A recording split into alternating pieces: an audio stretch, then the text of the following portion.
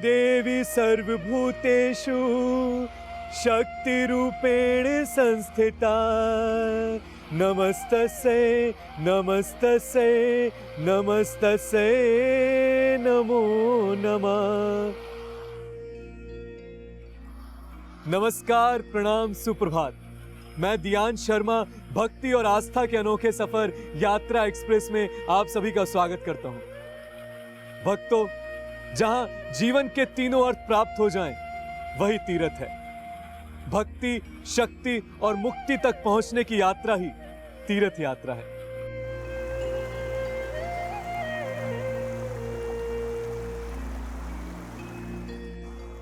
ऋग्वेद में लिखा है, धर्याति इति धर्म, अर्थात जिसे धारण किया जा सके वही धर्म है।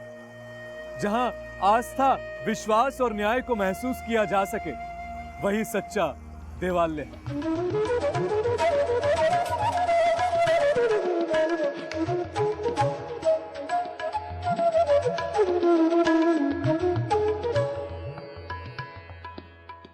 और आज की हमारी यात्रा का पड़ाव महामाया मां भगवती का वो पवित्र धाम है जिनके आशीर्वाद और प्रत्यक्ष के चमत्कारों से प्रभावित होकर उसका नाम श्री श्री मां कल्याणेश्वरी पड़ा।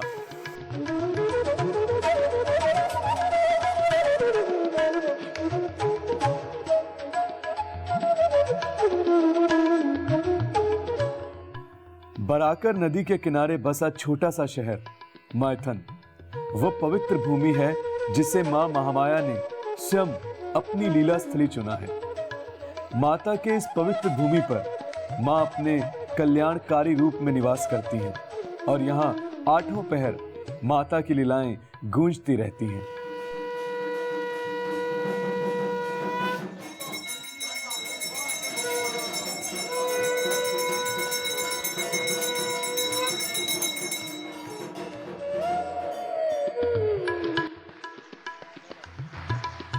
पुराणों के अनुसार मां कल्याणेश्वरी शक्ति का वो जागृत रूप है जो सदियों से इस कलयुग के प्रकोप का नाश कर अपने भक्तों को सद्गुण और सद्मार्ग का राह दिखाती है। कल्याणेश्वरी मंदिर मैथन आदिकाल से ही कर्म और आस्था के संगम की नगरी के रूप में चर्चित रहा है। इसे ऐतिहासिक और धार्मिक मान्यता के साथ साथ प्राकृतिक सुंदरता का भी गौरव प्राप्त है।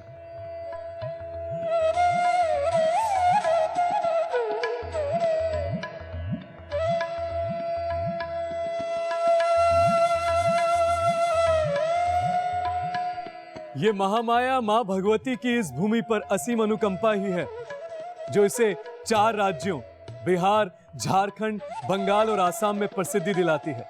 मैथन शक्ति मंदिर की चर्चा इतिहास की 3री सदी में मिलती है। यहाँ तक कि यहाँ के स्थानीय लोग 500 साल से लेकर अब तक की चर्चा करते हुए नहीं थकते। ऐसी देवी माँ को मैं शत शत प्रणाम करता हूँ, कोटि कोटि नमन करता हूँ। इतिहासकारों के अनुसार लगभग 3री सदी से यहाँ शक्ति मंदिर का वर्णन मिलता है जो उस समय के तत्कालीन राजा हरिगुप्त ने बनवाया था। राजा हरिगुप्त एक प्रतापी और सुयोग्य राजा थे। उनके वर्चस्व और सुशासन से प्रभावित होकर उनके बाद कुषाण वंश के राजाओं ने उसी स्थान पर अपनी राजधानी सलामपू बसाई। कालांतर में राज्य पतन के बाद रखरखाव के अभाव में मंदिर गिर गया। नगर का नामो निशान मिट गया और यहाँ सिर्फ जंगल ही जंगल हो गया।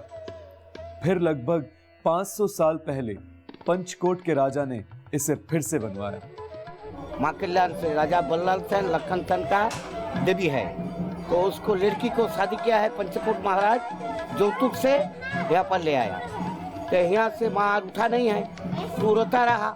तो उसको बाद क्या किया, बोलता है तुम्हारा घर पहुँचेगा हम अष्टमी का रोज, दुर्गा पूजा अष्टमी का रोज आपका घर में पहुँचेगा, आपका घर पहुँचेगा। तो ये भी तक उसका महत्व है। जब माँ का यहाँ अष्टमी छोड़ के जब नवमी लगता है तो माँ खुद उसका घर में खुद पहुँचता है राजबाड़ी में, तो वहाँ पर माँ का दुर्गा पूजा होता है। लगभग 500 साल पहले हुए इस मंदिर के निर्माण को स्थानीय लोग एक दिलचस्प घटना का परिणाम मानते हैं। स्थानीय लोगों की मान्यता है कि लगभग 500 साल पहले यह स्थान एक बियाबान जंगल हुआ करता था। उस समय देवनाथ देवगरिया यहां से गुजर रहे थे जब उन्हें जंगल में एक कन्या मिली। वो एक कपालिक थे, अतः अपनी सिद्धि के लिए उन्होंने उस कन्या का शुद्धिकरण करके बलि हेतु उसकी पूजा अर्चना शुरू कर दी। तब उस कन्या ने उनसे कहा कि मैं एक क्षत्रिय कन्या हूं, अतः मृत्यु से नहीं डरती, पर यदि मेरे स्थान पर आपकी अपनी पुत्री होती तो क्या आप उसकी बलि देते?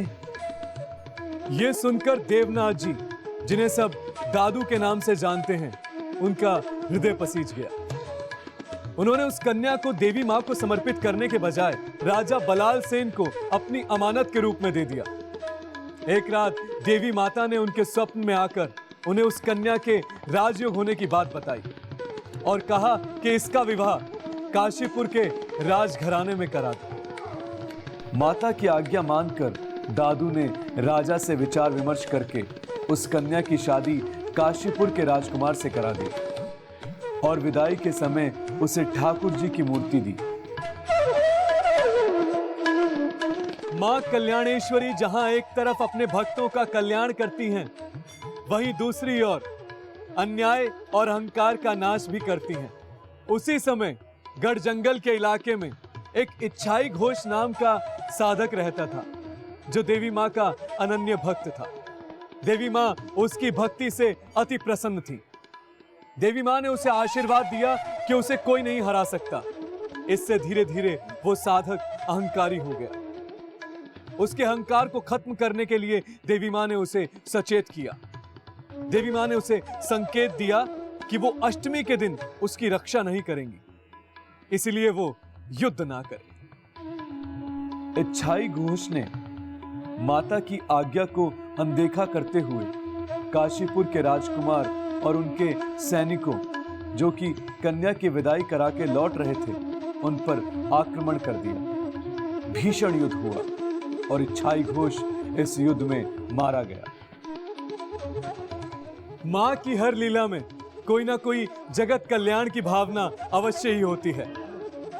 युद्ध के कारण सभी सैनिक थककर रास्ता भूल गए और दिघारी नामक स्थान पर पहुंच गए और वहां पहुंचकर सैनिक विश्राम करने लगे।